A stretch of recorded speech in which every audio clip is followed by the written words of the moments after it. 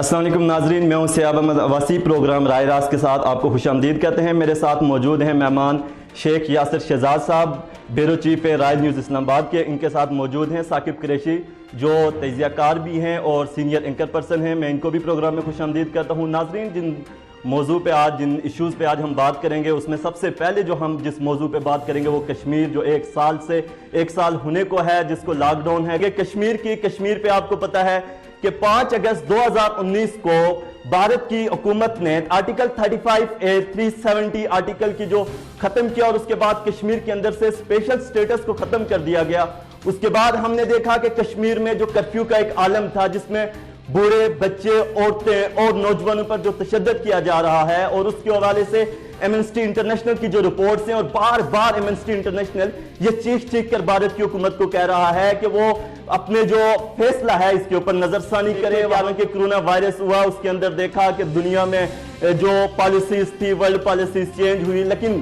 भारत ने इसके बावजूद भी कोई भी अमल नहीं देखा और हमने कोई भी कर्फ्यू में किसी किस्म की नरमी नहीं देखी। उसके अलावा हमने देखा कि कश्मीर के अंदर स्पेशली कि 40,000 के करीब नाइब फोर्सेज जो हैं, सिपाही जो हैं, वो कश्मीर में डिप्लॉयड किए गए, जो कर्फ्यू को ज्यादा से ज्यादा इफेक्टिव बनाने के लिए डिप्लॉयड किए गए। उसके बावजूद भी कोरोना वायरस के अंदर देखा कि तालीम का जो कश्मीर के अंदर जो ऑनलाइन क्लासेस का इजरा पूरी दुनिया के अंदर जारी रहा, लेकिन इंडिया की तरफ से भारत के वहां के जो ऑक्युपाइड कश्मीर के अंदर वहां के जो नौजवान था उसको तालीम से भी दूर रखा गया। और देखा गया कि जब एमनेस्टी इंटरनेशनल की तरफ से और इंटरनेट फ्रीडम फाउंडेशन की तरफ से जब भारत के ऊपर जोर डाला कि वो इंटरनेट सर्विसेज को बहाल करे, क्योंकि स्टूडेंट्स को ऑनलाइन तालीम हासिल करनी है, उसके बावजूद भी 2G सर्विस को सिर्फ ऑनलाइन किया गया और 2G सर्विस मुहैया की गई। और ह्यूमन राइट्स वायोलेशन की वहां पर एक कह लें कि जो फंडामेंटल राइट्स हैं उनको बुरी तरह से वहां पर डिप्राइव किया गया। इस हवाले से बात करने के लिए मेरे साथ मौजूद हैं रॉयल न्यूज के ब्यूरो चीफ शेख यासिर शहजाद साहब। हम इनसे बात करते हैं कि वो इस पूरे सिनेरियो के अंदर 1 साल होने को है, 5 अगस्त को 1 साल मुकम्मल हो जाएगा। 1 साल में आपने देखा कि भारत की ये जो बर्बरियत है, इसके अंदर उसने ना सिर्फ वहां के जो आम सिटीजन थे उनको लॉकडाउन में रखा गया, बल्कि वहां की जो प्रोमिनेंट शख्सियात थी, जिनमें महबूबा मुफ्ती हैं हमने देखा, और उनके साथ उमर अब्दुल्ला हैं, उनको भी लॉकडाउन के अंदर उनको जेल के अंदर बंद कर दिया गया। उनको कश्मीर के अंदर जो स्पेशल स्टेटस था, और कई आजादी पसंद हुर्रियत रहनुमा थे जिनको नजरबंद किया गया। इस हवाले से बात करने के लिए मैं शेख यासिर साहब से पूछूंगा कि इस पूरे सिनेरियो को वो किस तरह देखते हैं, और इसमें जो इंटरनेशनल वर्ल्ड है, अक़वाम मुत्तहिदा है, UN है, सिक्योरिटी काउंसिल का, उसमें इसमें क्या किरदार देखते हैं? बहुत शुक्रिया वालिद साहब, आपने मुझे बुलाया यहाँ पे। असल में हमारा जो ये कश्मीर का मसला है, इसमें सबसे बड़ा हम लोगों को सबसे बड़ा जो अहम जो हमारा किरदार है जो अक़वाम मुत्तहिदा में है, वो बहुत कमज़ोर है। किसी भी गवर्नमेंट ने अभी तक, जो चाहे वो पीपल्स पार्टी है, चाहे वो नून लीग है या वो PTI है, जिस तरह कश्मीर का किरदार उसको उठाना चाहिए था, कश्मीर की आवाज़ बननी चाहिए थी, वो उस तरह उसको पेश नहीं कर सके। 1 साल होने को है, वहाँ पे जो जुल्म और बर्बरियत हो रही है,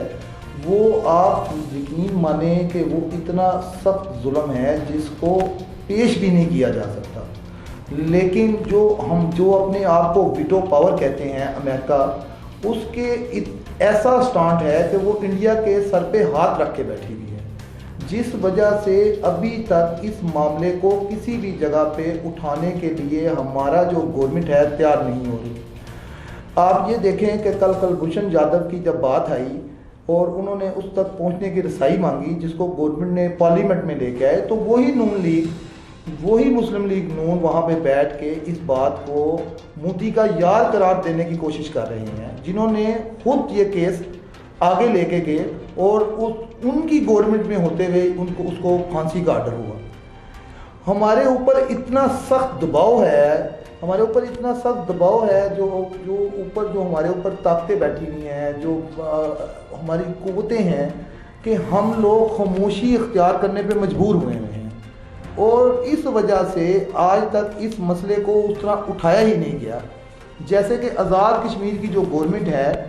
वो भी इस मामले में वो स्टैंड नहीं ले रही, हत्ता कि असल जो उनका हिस्सा है जम्मू कश्मीर, उनको ख़ास तौर पे इस पे स्टैंड लेना चाहिए, जो वो नहीं ले रही। सिर्फ हम लोग کھیل رہے ہیں اور جو ہمارے بہن بھائی مسلمان بہن بھائی ہیں وہ وہاں پہ ظلم اور بربریت کا شکار ہو رہے ہیں.